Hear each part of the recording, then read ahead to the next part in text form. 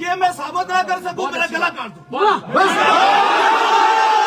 سید اقرار الحسن اپنے وعدے اور قول و فعل کا پکا نکلا۔ 14 فروری کو وعدے کے مطابق بلاوڑا شریف پہنچ گیا۔ حق خطیب کے چیلوں نے اقرار الحسن کو آڑے ہاتھوں لیا تو لوگ اقرار الحسن کے درمیان دیوار بن گئے۔ ناظرین، کافی دنوں سے اقرار الحسن اور حق خطیب کے درمیان چلنے والی بحث کل اس وقت اپنے عروج پہ پہنچی جب اقرار الحسن 14 فروری کے دیے گئے الٹیمیٹم کے مطابق بلاوڑا شریف پہنچ گئے۔ 14 فروری کو ہی حق خطیب کے آستانے پہ ختم نبوت کانفرنس بھی رکھ دی گئی تھی۔ حالانکہ اقرار الحسن نے جو تاریخ رکھی تھی چیلنج قبول کرنے کی، وہ بھی 14 فروری تھی، لیکن اس کے باوجود بھی جب اقرار الحسن بلاوڑا شریف پہنچے تو پہلے تو حق خطیب سامنے نہ آئے اور ان کے چیلے مختلف قسم کے دلائل دیتے رہے کہ حق خطیب واقعی سچے ولی ہیں، انہوں نے ہزاروں لوگوں کو صحت یاب کیا ہے، یہ شعبدے بازی نہیں بلکہ حق اور سچ پہ مبنی بات ہے۔ لیکن اقرار الحسن بار بار اصرار کرتے رہے کہ میں آپ کو بالکل نہیں جانتا، آپ کون ہیں اور آپ کا حق خطیب سے کیا تعلق ہے،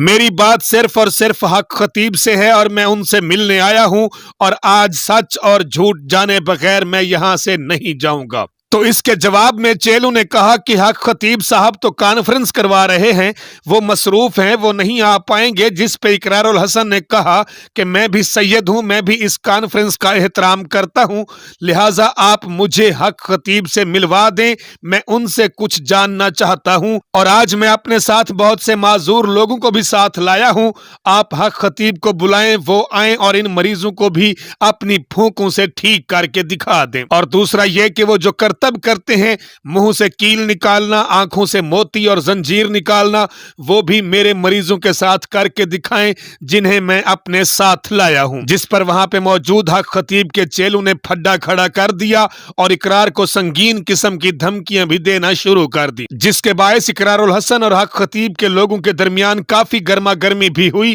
پولیس بھی موقع پہ پہنچ گئی اور اقرار الحسن کے ساتھ مختلف نیوز چینلز کے نمائندے بھی موجود تھے اور اپنے وعدے کے مطابق اقرار الحسن نے یہ سارا منظرنامہ اپنے فیس بک پیج پہ لائیو نشر کیا ہوا تھا اور یہ تمام تر معلومات ہم نے اسی لائیو ٹرانسمیشن سے حاصل کی ہیں۔ اقرار کے بار بار اصرار پہ کچھ لوگ حق خطیب کو اقرار کے پاس لے کر آئے، لیکن آتے ہی حق خطیب نے مختلف قسم کے ہیلوں بہانوں کے پیچھے چھپنے کی کوشش کی اور وہ اقرار الحسن کے کسی بھی سوال کا جواب نہ دے سکے۔ ان کے پاس اقرار الحسن کے سوالات کے جواب تھے نہیں یا پھر وہ جواب دینا مناسب نہیں سمجھتے تھے، یہ تو معاملہ اوپر والا جانتا ہے، لیکن موقع پہ حق خطیب بغیر کسی سوال کا جواب دیے اٹھ کر اپنی منعقد کردہ کانفرنس میں شامل ہو گئے۔ آخری خبریں آنے تک اقرار الحسن وہیں پہ موجود تھے اور وہ کانفرنس کے ختم ہونے کا انتظار کر رہے تھے اور ان کا کہنا تھا کہ میں دودھ کا دودھ اور پانی کا پانی کیے بغیر یہاں سے ہرگز نہیں جاؤں گا۔ وہاں پہ موجود پولیس اہلکاروں کو دیکھ کر کچھ لوگوں کا یہ بھی کہنا تھا